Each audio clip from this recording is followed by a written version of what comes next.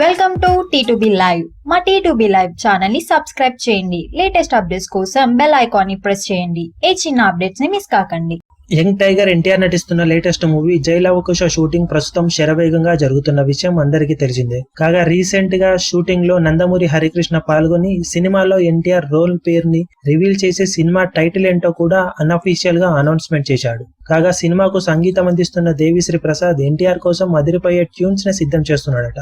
కాగా ఇందులో ఒక ఊరమా సెంట్రీ సాంగ్ ఒకటి ఎన్టీఆర్ కోసం స్పెషల్ గా డిజైన్ చేసినట్లు ఇప్పుడు ఇండస్ట్రీలో చెప్పుకుంటున్నారు. ఎన్టీఆర్ కెరీర్ లో one of the best intro songs లో ఒకటిగా ఈ పాట నిలవడం ఖాయమంటున్నారు. ఇప్పటికే దేవిశ్రీ ప్రసాద్ ఎన్టీఆర్ కి మ్యూజిక్ ని వినిపించగా ఎన్టీఆర్ ఈ పాటను ఎప్పుడెప్పుడు చేద్దామని ఎగ్జైట్ అవుతున్నాడట. కాగా ఈ సాంగ్ షూటింగ్ ఇప్పట్లో ఉండే అవకాశం లేదంటున్నారు. ప్రస్తుతం టాకీ పార్ట్ షూటింగ్ జరుగుతుంది. ఆ షూటింగ్ ముగిసిన వెంటనే ఈ సాంగ్ షూటింగ్ ఉండొచ్చని అంటున్నారు.